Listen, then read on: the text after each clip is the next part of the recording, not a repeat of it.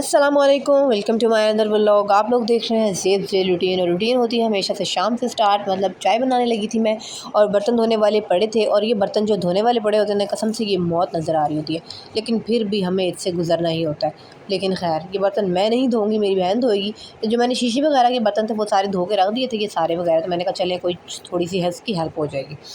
तो मैं साथ में बना रही थी चाय। चाय को जब तक अच्छी तरीके से फेंटा नहीं लगाना होता तब तक किसी को चाय पसंद नहीं आती।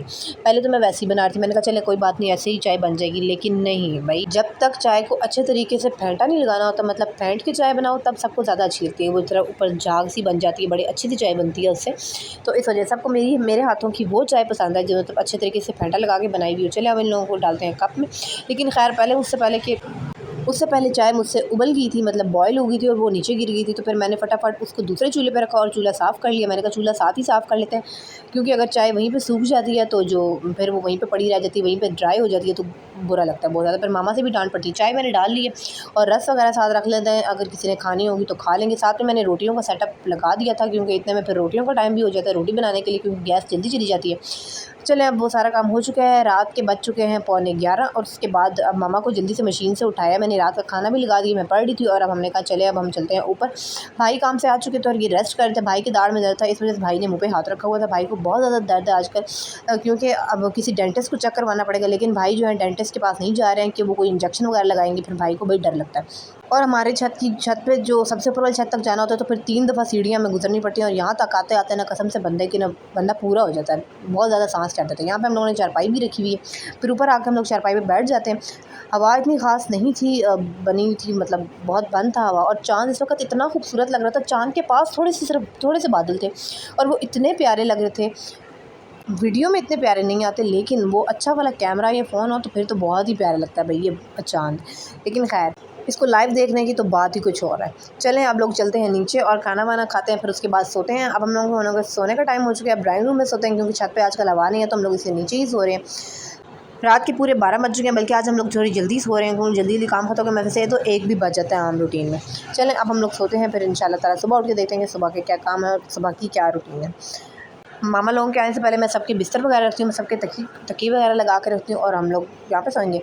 चलिए सुबह हम लोग उठ गए, तो फिर उसके बाद हम लोगों का नाश्ते का टाइम है। कोई रस वगैरह खा रहा है, और भाई जो है भाई पराठा वगैरह खा के जाता है, क्योंकि भाई ने काम पे जाना होता है। इस वजह से आज मैं कॉलेज नहीं गई थी, बिकॉज़ मेरी तबीयत ठीक नहीं थी। लेकिन बाद में मुझे रियलाइज़ हुआ सारा दिन के बाद कि अच्छा हुआ कि मैं कॉलेज नहीं गई थी, क्योंकि फिर धूप काफ़ी ज़्यादा थी। आज मौसम अच्छा नहीं था, मतलब गर्मी बहुत ज़्यादा थी, बहुत चमकदार धूप थी। और हम लोग सोच रहे थे कि अगस्त में अभी तक कितनी ज़्यादा धूप है। सफाई वगैरह हम लोगों ने कर ली हुई है। अब हम लोग जल्दी से अपने इस छुटकू को रेडी कर लेते हैं, मतलब इसके अंदर ठंडा पानी बना लेते हैं। वैसे तो हमारे पास बड़ा कूलर भी है, लेकिन बड़ा कूलर नहीं बनाती, क्योंकि वो ज़्यादा मतलब जगह घेरता है। हमारे पास इतनी जगह नहीं है कि हम लोग उसको कहाँ पे रखें, तो इस वजह से हमने छोटे को रखा हुआ, जल्दी बन जाता है बड़ी आराम से। तो सब जो है आराम से, और प्यारा बहुत लगता है, सबको बहुत क्यूट लगता है। चलें अब इसके अंदर बर्फ़ वगैरह डालते हैं। मोटर मैंने चला ली और डायरेक्ट टूटी से इसको पानी डालेंगे, मतलब ठंडा ठंडा पानी डालते हैं। अब बना लिए, इसको फ्रिज में रख के आते हैं।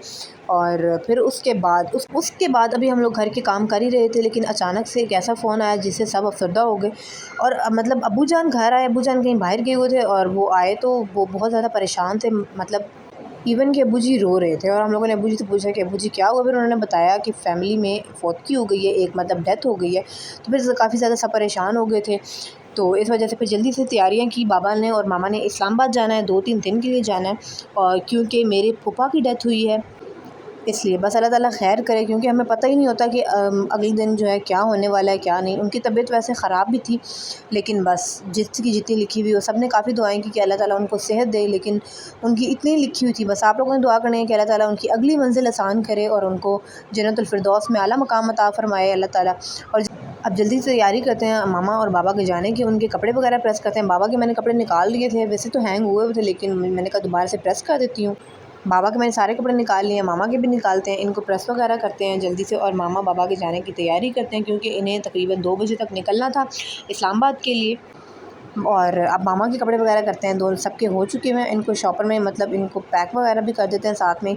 और उसके बाद जो अब्बू का एक सूट है वो धोने भी वाला है, उसको मशीन में डालते हैं। जल्दी से 10 मिनट का टाइम लगाते हैं, ताकि उनको फटाफट धो के फिर उसको प्रेस वगैरह सुखा भी दें। और बाकी मैंने बाबा के कपड़े सारे प्रेस कर दिए थे और मामा के भी कर दिए थे।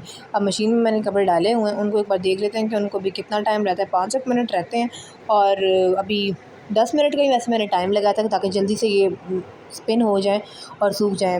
मामा का हैंडबैग मैंने रेडी कर दिया था। किचन में चलते हैं, एक बार देखते हैं कि क्या बना रही है मामा। मामा ने कहा था कि मैं आप लोगों को हांडी वगैरह बना के दे जाती हूँ, फिर जो 2 दिन है आप लोग खुद ही बना लीजिएगा। और मामा हमें कद्दू बना के दिए थे, कद्दू और चिकन।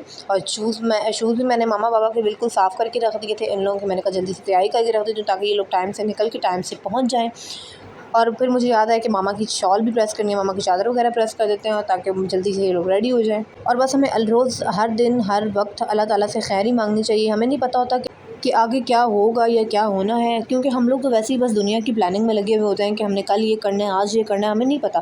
खैर सुबह तो सब तो ठीक था, लेकिन 11:30 बजे तक हमें फ़ोन आया और हमें पता चला कि इस तरह से डेथ हो गई है उनकी। तो मामा बाबा काफ़ी ज़्यादा परेशान थे और फिर ये था कि उन्हें सफ़र भी करना था। चलें खैर, खाना वाना रेडी कर दिया था। हमने कहा कि मामा खाना खा के जाएंगे क्योंकि 4 घंटे का सफ़र है। और बाबा जो है, बाबा ने कहा मैं पहले ही चला जाता हूँ क्योंकि आज तकरीबन कोई गाड़ियों का भी मसला था, इस वजह से कि गाड़ियाँ चलने का ये वो कुछ इशू था। बाबा ने कहा कि मैं पहले चल के टिकट्स वगैरह ले लेता हूँ। और मामा के साथ यहाँ पे और भी किसी ने जाना था, 2-3 लोगों ने, तो फिर इस वजह से सब मिलके जाएंगे। बस अल्लाह ताला इनका भी सफ़र अच्छा गुजारे और जिनकी डेथ हुई अल्लाह ताला उन्हें जन्नतुल फिरदौस में आला मकाम अता फरमाए। 2 बज चुके हैं, अब ये लोग रवाना हो जाएंगे। फिर उसके बाद हम लोग खाना वगैरह खाते हैं और रेस्ट वगैरह करेंगे। खैर जब मामा या बाबा कहीं घर से चाहते हैं तो फिर काफ़ी घर में बेरौनगी सी हो जाती है, लेकिन खैर कोई बात नहीं, अब फिर मजबूरी जो है। इसी के साथ हम करते हैं अपने ब्लॉग का एंड। आप लोगों ने मेरे चैनल को लाइक, शेयर और सब्सक्राइब लाजमी कर देना है। Don't forget to press the bell icon. Thanks for watching. अल्लाह हाफिज़।